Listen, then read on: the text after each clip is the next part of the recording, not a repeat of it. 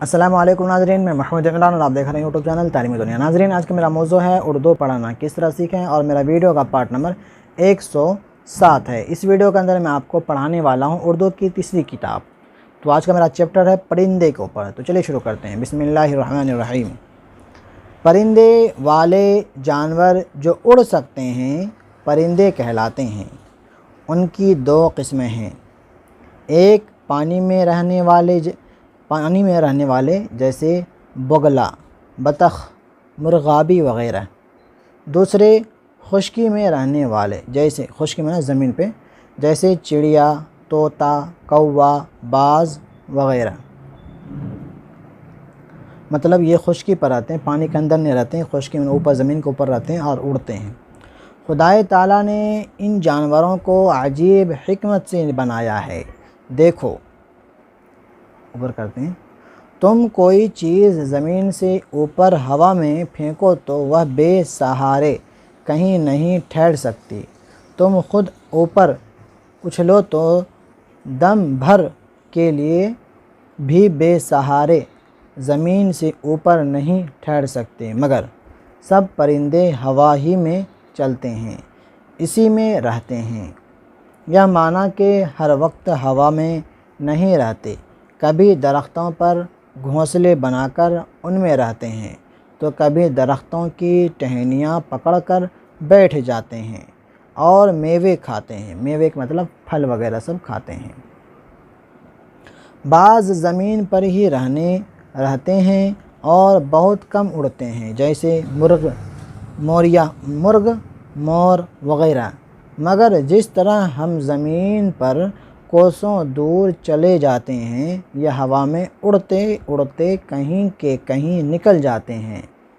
वजह यह है कि अल्लाह ताला ने उनका बदन सबक बनाया है, हल्का बनाया पर लगाए हैं, जिसके ज़रिए से हवा में उड़ सकते हैं। सारे के सारे पर माना उसका जो उड़ने वाला होता है, पर पीछे की तरफ झुके रहते हैं ताकि उड़ते वक्त हवा न रुके। पाए उनके दोनों बाजू हवा में ठहरने के वास्ते बड़े बड़े अच्छे औजार हैं। उनकी दुम भी उन्हें बहुत, आपको दिख रहा है नहीं दिख रहा है पता नहीं, ऊपर कर लेते हैं, उन्हें बहुत फ़ायदा देती है। जिस तरह कश्ती को पतवार से जिधर चाहते हैं मोड़ लेते हैं, इसी तरह परिंदे उड़ते वक्त अपनी दुम की बदौलत जिधर चाहते हैं मुड़ जाते हैं। ये हो गया। इधर हम उल्टा लेते हैं। परिंदों के दांत नहीं होते, वह चोंच से दाने डंके तोड़ कर खाते हैं। बाल साबित के साबित निगल जाते हैं, मतलब पूरा का पूरा। चोंच के नीचे एक थैली सी होती है जिसे पूटा कहते हैं, उसमें दाना जमो होकर नरम होता है, फिर मादे में पहुंचकर हज़म हो जाता है। खुश्की के जानवरों में से अक्सर ऐसे भी हैं जो दरख्तों पर रहा करते हैं। उनकी चोंच गोल मोटी नोकीली और मज़बूत होती है और नोक तेज़ पंजे ऐसे होते हैं, इधर ऊपर कर लेते हैं, कि दरख्त की टहनियाँ आसानी से पकड़ सकते हैं।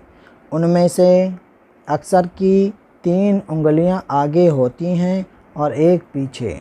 किसी आबी जानवर मसलन चिनिया, बतख को पकड़ कर देखो तो मालूम हो जाएगा कि उसके पंजे में 4 उंगलियां होती हैं, एक पीछे मुड़ी हुई और 3 सामने, जिनमें एक छल्ली फैली हुई है, झली फैली हुई है। इससे सारा पंजा चिपटा होकर एक चक्खा सा मालूम होता है। यह पंजे इन जानवरों को तैरने में बहुत मदद देते हैं, मगर ज़मीन पर चलते वक्त बहुत दिक्क भी करते हैं। और ऊपर कर लेते हैं। بعض آبی جانوروں کی دم کے پاس ایک چھوٹی سی تھیلی بھی رہتی ہے، اس کے اندر ایک چیز تیل مانند ہوتی ہے۔ جب وہ اس تیل کو اپنی پروں میں لگا لیتے ہیں تو پانی سے ان کا بدن بالکل نہیں بھیگتا۔ جس طرح پیپل، انار وغیرہ درختوں کے پرانے پتے جھڑ جاتے ہیں اور نئے نکل آتے ہیں، اسی طرح پرندوں کے بھی پر ہر سال گر جاتے ہیں اور ان کی جگہ نئے پر نکل آتے ہیں۔ پرندوں کی اس حالت کو کوریز کہتے ہیں۔ تو آج کے لیے میرا سبق اتنا ہی رہے گا۔ امید کرتا ہوں آپ کو ویڈیو پسند آئی ہوگی۔